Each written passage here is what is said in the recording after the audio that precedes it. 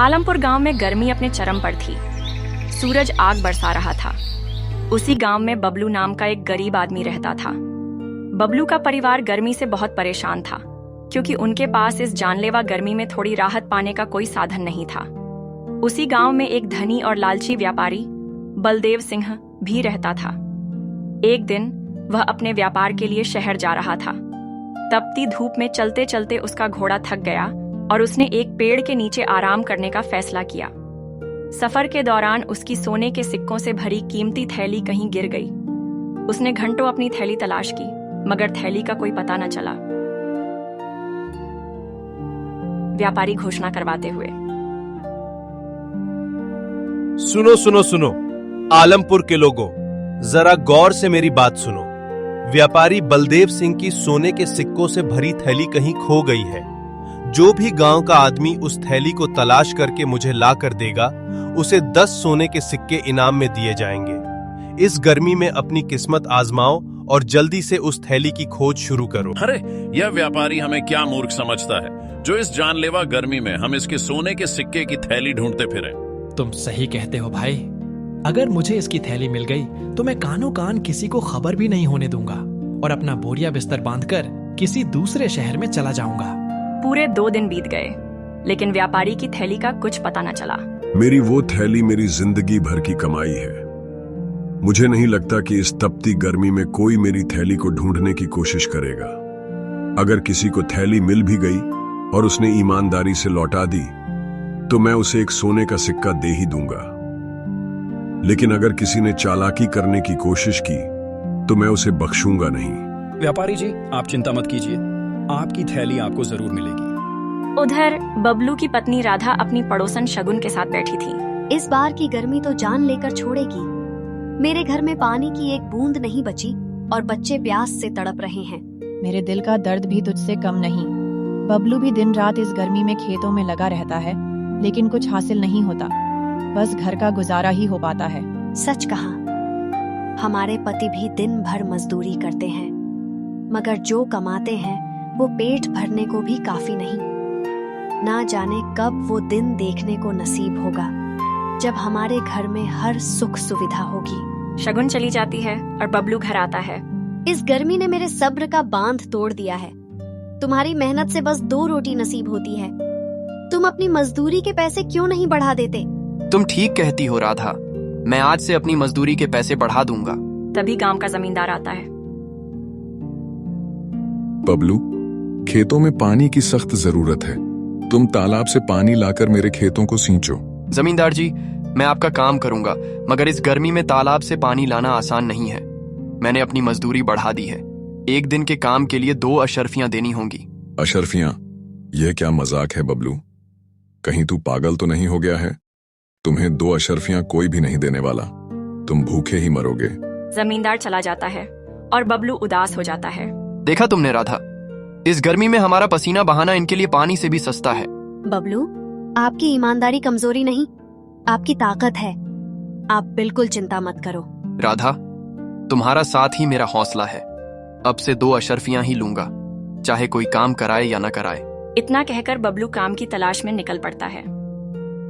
रास्ते में कुएं के पास उसकी नजर एक चमकती थैली पर पड़ती है। वह उसे उठाता है और देखता है कि उसमें सोने के सिक्के भरे हुए हैं। यह सिक्के किसकी जिंदगी की कमाई है? इस गर्मी में इसे खोने वाला कितना बेचैन होगा। अगर मैं इसे रख लूं तो शायद हमारी गरीबी मिट जाए, मगर मेरे मन का सुकून हमेशा के लिए चला जाएगा। ईमानदारी मेरा सबसे बड़ा गहना है। मुझे यह थैली इसके मालिक तक पहुंचानी होगी।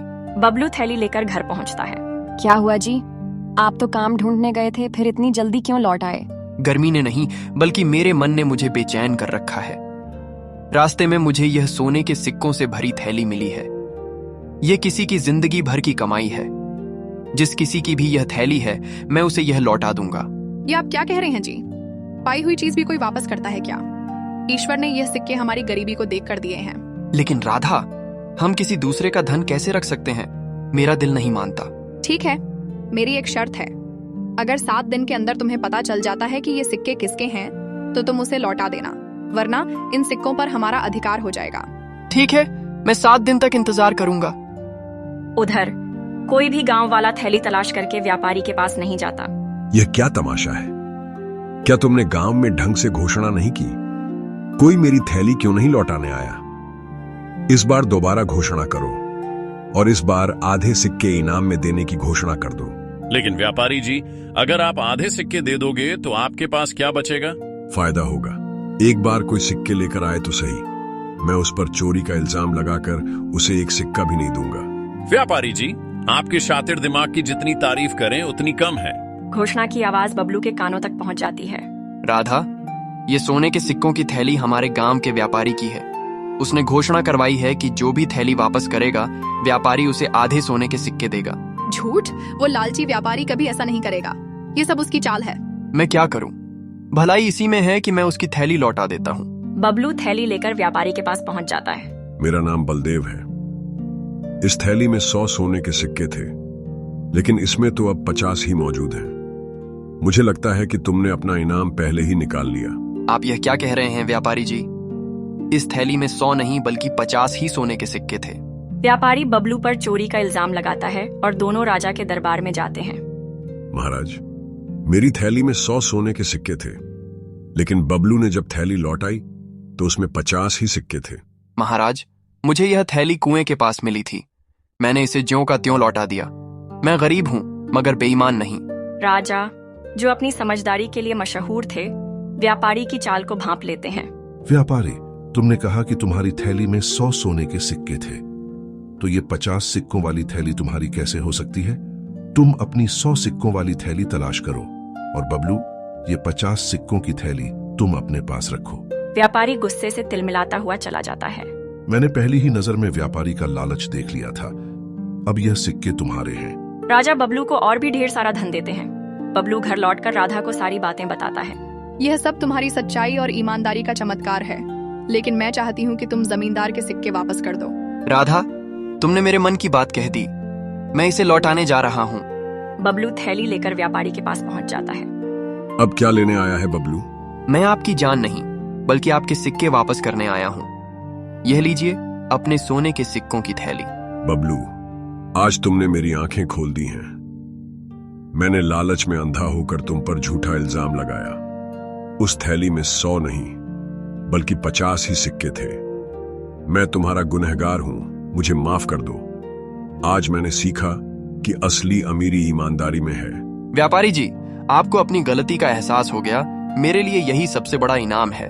व्यापारी को अपनी गलती का एहसास होता है और वह ईमानदारी से अपना व्यापार करने लगता है। बबलू भी अपनी पत्नी राधा के साथ सुख चैन से जीवन बिताने लगता है।